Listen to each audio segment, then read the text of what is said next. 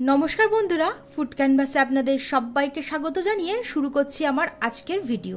আজ আমি নিয়ে এসেছি কুমড়ো দিয়ে তৈরি সম্পূর্ণ নিরামিষ টক ঝাল মিষ্টি স্বাদের একটি রেসিপি, যার নাম আচারি কুমড়ো। গরম ভাত হোক বা লুচি রুটি পরোটা, সবকিছুর সঙ্গে দুর্দান্ত লাগবে খেতে। তাহলে চলুন দেরি না করে শুরু করা যাক আমার আজকের ভিডিওটি।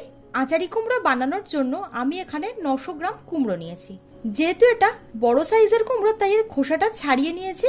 যদি কুমড়োটা একটু কচি হয় তাহলে খোসাটা না ছাড়ালেও হবে। এবার এটাকে একটু ডুমো ডুমো করে কেটে নিতে হবে, খুব বেশি ছোট করে কাটার প্রয়োজন নেই। এবার একটা কড়ার মধ্যে 3 টেবিল চামচ সর্ষের তেল গরম করে নিতে হবে। আর এই রান্নাটা কিন্তু সর্ষের তেলেই করবেন, তাহলে টেস্টটা ভীষণ ভালো আসবে। তেলটা গরম হয়ে যাওয়ার পর এর মধ্যে আমি দিয়ে দিচ্ছি 2 টেবিল চামচ চিনেবাদাম। লো ফ্লেমে রেখে বাদামটাকে ভেজে নিতে হবে। যদি আপনাদের কাছে বাদাম না থাকে তাহলে এখানে ছোলাও দিতে পারেন, মানে ছোলাটাকে আগে থেকে ভিজিয়ে রেখে অল্প একটু সিদ্ধ করে নিয়ে বা হালকা একটু তেলের মধ্যে ভেজে নিয়ে দিতে পারেন। এখানে বাদামটা ভাজা হয়ে গেছে, এগুলোকে তুলে একটা পাত্রে রেখে দিচ্ছি। এবার ওই একই তেলের মধ্যে ফোড়নের জন্য দিলাম একটা শুকনো লঙ্কা, 1 চা চামচ 5 ফোড়ন। ফোড়নটাকে লো ফ্লেমে রেখে কিছুক্ষণের জন্য ভেজে নিতে হবে। ফোড়নটা ভাজা হয়ে গেলে এর মধ্যে দিয়ে দিচ্ছি 1 চা চামচ থেতো করে রাখা আদা আর একটা কাঁচা লঙ্কা। কাঁচা লঙ্কাটাকে একটু ছোট ছোট করে কেটে দিয়েছি।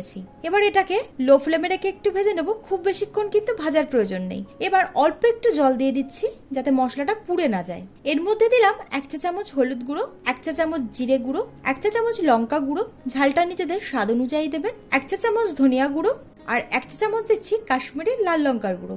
এটা দিলাম কালারের জন্য। এবার মশলাটাকে খুব ভালোভাবে কষিয়ে নিতে হবে।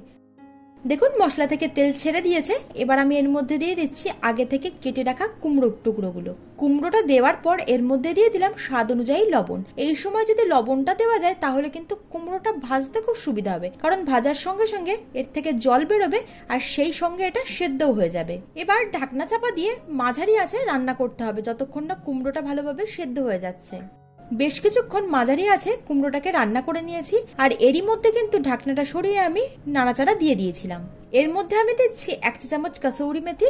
মেথিটাকে আমি তাওয়ার মধ্যে অল্প একটু নেড়ে নিয়েছি। আর দিয়ে দিচ্ছি স্বাদ অনুযায়ী চিনি। ভালোভাবে নাড়াচাড়া করে মিশিয়ে দিচ্ছি। দেওয়ার পর আবারও এটাকে ঢাকনা চাপা দিয়ে লো ফ্লেমে রান্না করতে হবে। এই রান্নায় কিন্তু জল ব্যবহার করা হবে না, কম আঁচে রেখেই রান্নাটা করতে হবে। কুমড়ো থেকে যে জলটা বেরোবে তাতেই কিন্তু এটা সেদ্ধ হয়ে যাবে। কিছুক্ষণ লো ফ্লেমে রান্না করে নেওয়ার পর এর মধ্যে আমি দিয়ে দিলাম 1 চা চামচ আমচুর পাউডার আর দিয়ে দিচ্ছি একটা টমেটো। টমেটোটাকে একটু ছোট ছোট করে কেটে নিয়েছি। এবার ভালোভাবে নাড়াচাড়া করে মিশিয়ে দিলাম। তারপর আবারও এটাকে ঢাকনা চাপা দিয়ে লো ফ্লেমে রান্না করতে হবে যতক্ষণ না কুমড়োটা খুব ভালোভাবে মজে যাচ্ছে। তো আমি প্রায় 5-6 মিনিট ধরে লো ফ্লেমে রান্না করে নিয়েছি, আর এর থেকে কিন্তু এখন তেল ছেড়ে দিয়েছে আর কুমড়োটাও খুব ভালোভাবে সেদ্ধ হয়ে গেছে। এবার আগে থেকে যে ভেজে রাখা বাদামগুলো ছিল সেটা দিয়ে দিলাম, আর সঙ্গে দিয়ে দিচ্ছি ধনেপাতা কুচি।